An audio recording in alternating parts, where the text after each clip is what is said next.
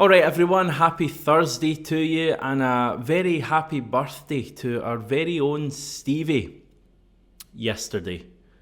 Now Stevie's lawyers have actually forbidden me from revealing his true age, but anyway, here's a picture of James Forrest. So yeah, many happy returns, Stevie, yesterday. He's actually not feeling great this week, so we've given him a week off. Hopefully catch back up with him on the channel next week. And yeah, he's not actually 49. He's 50.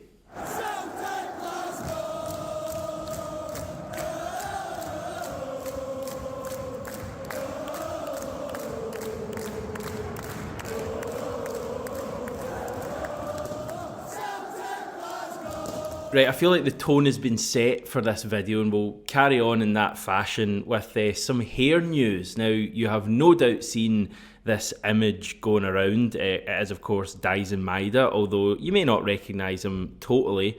It's taken from Japan training and it is real. It's not an elaborate Photoshop or, anything like that. It's always good to check in these times when people are editing photos and all of that stuff. I kind of like it from Maeda. He really suits it for me. It really cements his position as like a Japanese international player. I feel like we've seen loads of them over the years. Like, did that guy, is it Inamoto? Did he have blonde hair? Wee bit slightly before my time, but I feel like he did.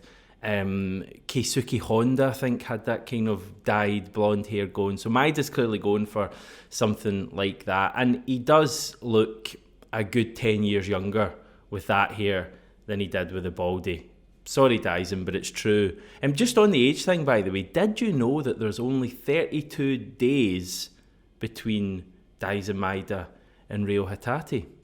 Anyway, Maeda has been talking about, not the decision to go blonde, but the decision to have hair while away on international duty with Japan. He's quoted as saying, "My oldest child is about to turn 5, so she's starting to say things like, 'I don't like the shaved head. I don't want my daughter to hate me, so I thought I'd listen to what she has to say.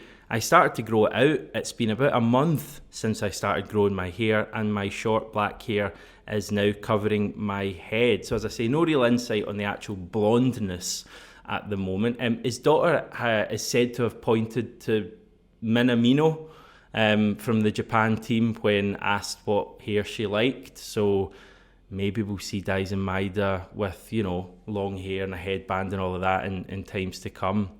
I mean, this is hard enough to get used to. I can barely do this. Please stop here, Daisen. But I think he's going to be a star for us for the rest of the season. I've never been more convinced by a player going blonde. Maybe Massimo Donati back in the day, but he really, really suited it. Not that Maeda doesn't. Let's move on. Now, Celtic are always willing and ready to jump on a bandwagon with about 5 minutes notice, and there's no difference here when they tweeted this. Hottest album of the year just dropped. And if, like me, you weren't really sure what that was in reference to, apparently it is Frank Ocean's 2016 album Blonde. So the admin is clearly a fan.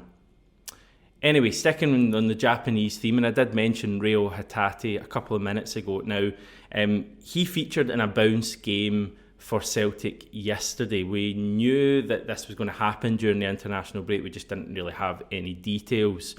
It did happen yesterday at Lennoxtown. It was against St Mirren. It finished 2-2, and Ryo Hatate played 45 minutes. I'm not sure if it was the first 45 or the second 45, or even if the format was 2 halves of 45 minutes. But that's how long he played. The likes of Gustav Lagerbielke, Hyun-Gyu Oh and Yuki Kobayashi all said to have featured in that match as well. So it's obviously an important step for Hatate going forward. Hopefully, there's no adverse reaction to him getting back out onto the pitch and playing at some sort of intensity, and hopefully he can feature for us at Livingston. I know there's big questions about the pitch there. Maybe he won't start. I think he'll feature in the game, even if it's off the bench for the last half an hour or so, and hopefully he's going to be ready to, play a big part in the game at Ibrox, because I think for me that midfield is still a worry for that game. I think if you add Hatate and maybe even Callum McGregor into that midfield for the derby, we'll all be feeling a whole lot better about our chances in that game. But Hatate really not far away. He's literally back playing now, so counting down the days till we see him back in a Celtic shirt.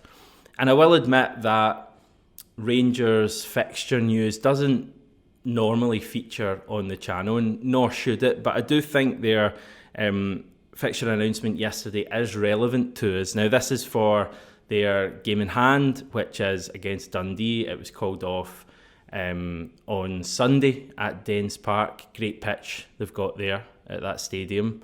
Never have games called off or anything like that. Anyway, Rangers set to play Dundee on Wednesday the 10th of April at 8 p.m. Now, that is actually a Champions League night. There's a couple of Champions League quarterfinals on that night. And I was of the impression that you couldn't play, top flight Premiership matches on television alongside Champions League matches that are on television. However, it seems like that rule is either no more or someone somewhere is quite happy to put up with a fine from UEFA, because that Dundee Rangers game will be going on at the same time as Champions League matches, and it will be shown live on Sky Sports. It is after our trip to Ibrox. So if we win at Livingston, we'll go to Ibrox, top of the league. What does that mean in the grand scheme of things?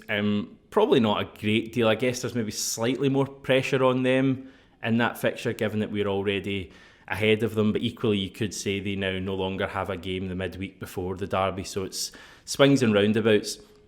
I know we have plenty of time to come on to it, and we have, a fixture before them, but that derby is just going to really set the stall out for the rest of the season, I think. If we don't win that, they could potentially have a chance to go 5 points clear by beating Dundee, and that would be a kind of bit of a gap, to be honest. But if we do get a positive result at Ibrox, we would still be top of the league, and they would still have to go to Dundee and come to Celtic Park. So I'm not going to say it's the defining game, because there's plenty more of them to come between now and the end of the season.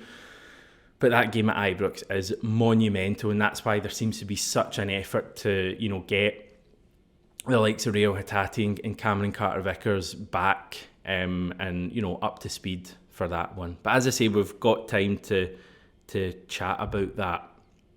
In other news, before I go, Alexandro Bernabe has seemingly finally been unveiled as an SC Internacional player. Not sure what the hold-up was.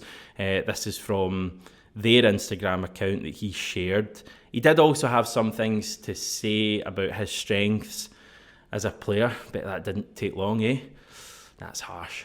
And also about Celtic, but I don't know if there's much value in really looking at all of that. I don't think he has much of a future at Celtic, but I don't know if we'll keep an eye on what he's doing, or if we'll just keep a kind of glance at what he's doing in Brazil. Says he's happy to be back in South America, though.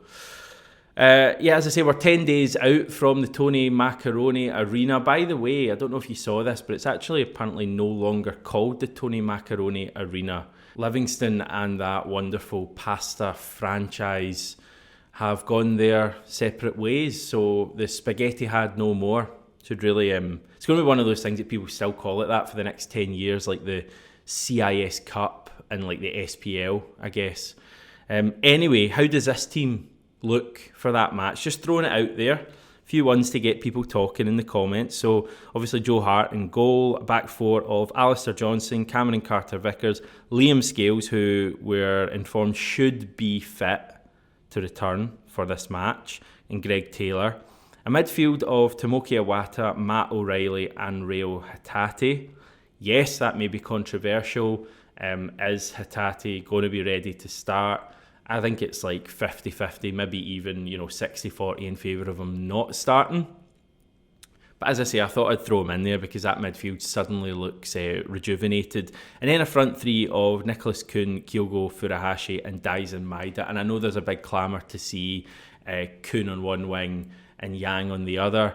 I just think people underestimate the value that Maeda brings to the team. But I would like to see, a front three of Kun, Kyogo, Yang at some stage. I think the thing is now, we seem like we maybe have some options, whereas not a week ago, like a month ago, 6 weeks ago, it was all just he kind of has to play because who else is there? Whereas now, maybe for not every position, but certainly kind of forward and the wings, there seems to be a bit of competition going on. And that's only going to, improve when the likes of Hatate and McGregor come back. So yeah, I'm excited for it. I think that's an exciting side, and I'm just counting down the days till Celtic are back. I'll be doing that this time tomorrow as well, I'm sure, for Friday's video. I'm going to take you out and about as well, which is fun because there's a pretty big event on in Melbourne this weekend. I'll speak to you then.